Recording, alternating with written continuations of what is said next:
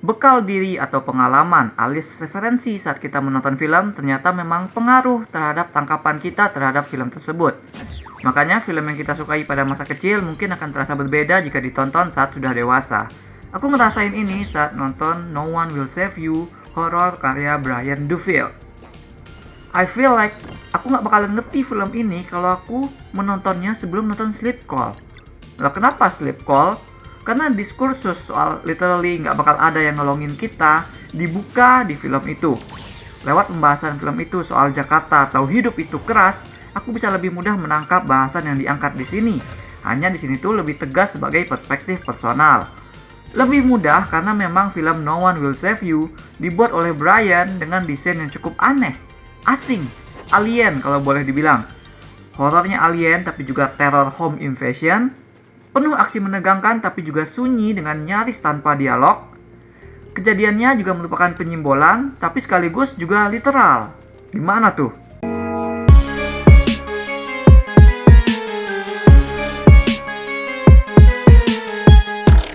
No One Will Save You merupakan tipe film yang keren karena penceritaannya. Penonton yang hanya melihat outer journey alias urutan kejadian bakal miss terhadap hal-hal yang membuat film ini spesial.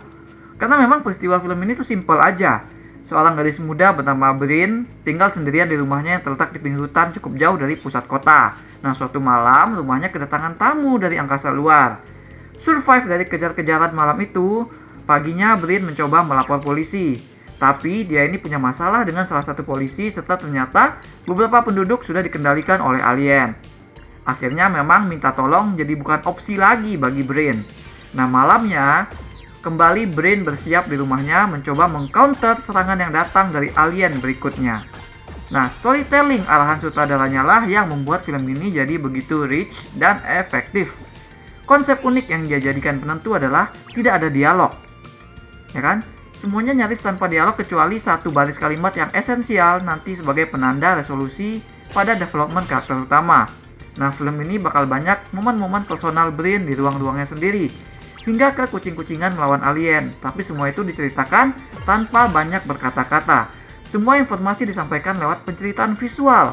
Kita kenalan dengan karakter Brin lewat menyimak tingkah lakunya, bahkan namanya kita tahu dari tulisan.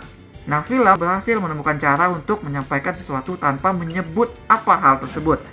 Sehingga nonton film itu jadi change of pace yang menyegarkan di tengah sumpeknya film-film zaman sekarang yang meledak-ledak dan cerewet ngasih eksposisi sana-sini. No One Will Save You menampilkan karakter, backstory-nya, konflik personalnya, hingga nanti tantangan fisik dan emosional journey-nya lewat pengadeganan yang terukur. Semua aspek teknis seperti kamera, suara, punya treatment khusus untuk mendukung penceritaan visual ini. Walau nyaris tanpa dialog, sebenarnya film ini bukan film bisu. Kita tetap mendengar suara-suara. Dengung sinar UFO, suara tapak kaki alien yang jari-jari kakinya itu udah kayak kaki-kaki kecil sendiri. Nah, desain suara itu tuh bener-bener keren banget. Film ini memanfaatkan suara untuk menghasilkan efek horor yang maksimal. Setiap pekik tertahan, suara derit, semuanya itu nge-build up kepada tensi yang jadi urat hidup film ini. Pun semua itu diselaraskan dengan kerja kamera. Momen di babak awal saat pertama kalinya Brin menyadari ada alien di bawah rumahnya, benar-benar momen yang menegangkan. Cara film memperkenalkan alien itu juga precise dan sangat terukur. Kadang Brin hanya melihat sosok blur alien dari balik kaca, kadang dia hanya melihat kaki mereka. Nah, sudut pandang yang kuat, pembangunan adegan yang tepat, sukses bikin kita ikut menahan napas. Seiring berjalan durasi, sosok alien semakin ditampilkan dengan jelas oleh film. Desain mereka juga luar biasa. Meskipun tampilan dasarnya cukup klise, yaitu alien abu-abu bermata besar, tapi film menyimpan banyak kejutan. Cara mereka bergerak misalnya selalu berhasil bikin kita bergidik. Yang menurutku paling seram adalah alien besar seperti laba-laba. Sekuen kejar-kejaran antara Brin dengan makhluk ini itu seru dan ngena banget seramnya. Keseluruhan film sebenarnya bertumpu pada delivery Kaitlyn Dever sebagai perspektif utama. Ini adalah praktisnya film dengan satu karakter. Cerita menempel erat pada sudut pandang Brin dan Kaitlyn mengerti tugasnya. Kupikir ini adalah penampilan terbaik Kaitlyn Dever sejauh ini. Raut wajahnya bicara, matanya bicara, dan dia nggak ragu untuk meraih ke dalam sisi emosional karakternya. Semua itu dia lakukan sambil dikejar-kejar alien loh, bayangkan. Sisi emosional dan inner karakter itulah yang bikin film ini dalam, juga spesial. Karena bagaimanapun juga, horor bukan semata soal survive dari makhluk mengerikan, bukan sebatas soal ngalahin mereka, melainkan juga mengenai apa arti survive bagi karakter utama. Mengalahkan momok itu berarti si karakter utama ngalahin apa dalam hidupnya. Nah, refleksi terhadap karakter inilah yang jarang dipunya oleh horor-horor kita. Tapi di film ini ada. Malah itu yang benar dijadikan urusan utama merayap di balik persoalan invasi alien. Semua treatment storytelling yang digunakan film ini, seperti yang sudah aku sebutkan tadi, membangun pada tema yang berasal dari galian inner journey karakter Brin. Ketika pertama kali kita melihat Brin, gadis ini tampak damai di dunia kecilnya, di rumahnya. Dia menari, bermain dengan diorama kota yang dia susun sendiri. Dengan riang dia menulis surat untuk sahabatnya yang bernama Maud. Vibe bimbang baru tampak ketika dia hendak ke kota. Brin berlatih tersenyum di depan cermin, tampak menguatkan diri sebelum berinteraksi dengan orang lain. Saat dia beneran berinteraksi, kita merasakan ada hubungan yang dingin antara warga dengan Brin. Seorang polisi dan istrinya malah tampak dihindari oleh Brin. Menghindar seperti saat dia dengan sengaja tidak menjawab telepon di rumahnya. Aku kenal gelagat itu. Ya kan, kayak kenal gitu. Karena waktu kecil, aku tuh pernah nggak sengaja waktu main benteng Takeshi-Takeshian, matahin tangan temanku. Setelah itu tuh aku nggak berani main ke rumahnya, nggak berani ketemu sama orang tuanya. Aku tahu walaupun nggak sengaja, aku harusnya minta maaf. Tapi tetap saja itu sungguh hal yang menakutkan untuk dilakukan. Karena jangan kayak minta maaf, mau ngomong aja takut. Nah, film dibuat tanpa dialog karena Brin juga merasa bersalah terhadap sesuatu.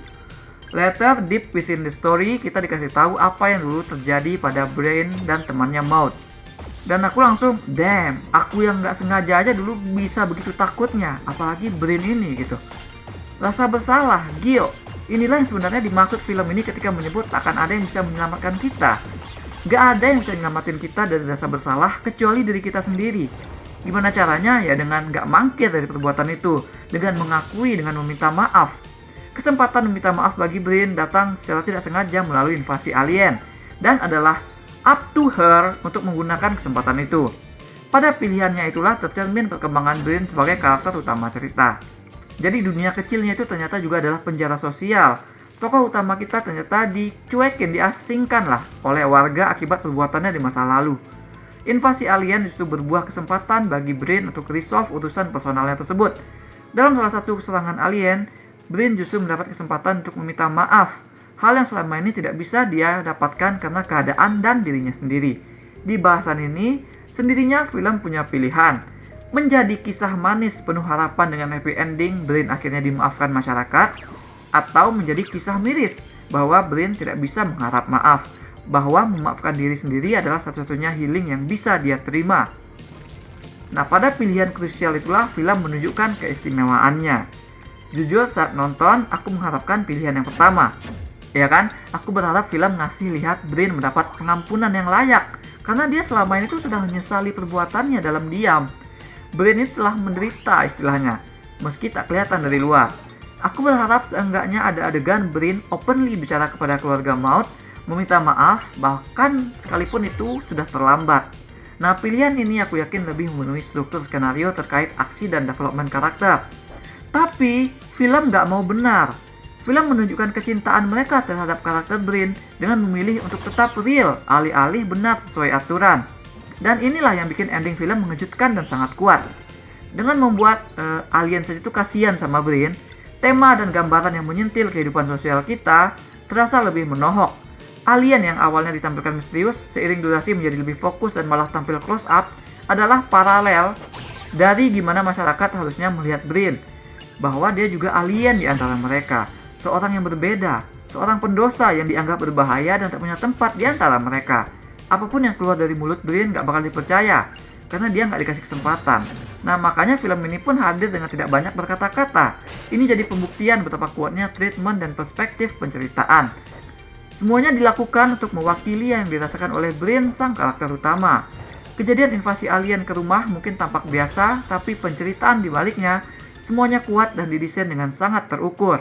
Kerja kamera, desain suara, penampilan acting, film ini sukses berat, baik itu dalam menampilkan horor dikejar-kejar alien maupun kejadian-kejadian yang lebih surreal setelahnya. Pilihan ending lah yang merupakan salah satu yang paling mencengangkan. Film ini nggak ragu untuk sedikit berbelok dari yang seharusnya dan memilih untuk tampil dengan gambaran dan pesan yang lebih real dan menohok. Aku berikan 7,5 dari 10 bintang emas untuk No One Will Save You. That's all we have for now. Jika Dina di Sleep Call nggak punya Rama, Brin di film ini punya alien. Menurut kalian, kenapa alien-alien itu membiarkan Brin hidup di antara koloni yang mereka kendalikan? Share pendapat kalian di komen. Jangan lupa hit like dan subscribe supaya kenalan review-review dan playthrough lain.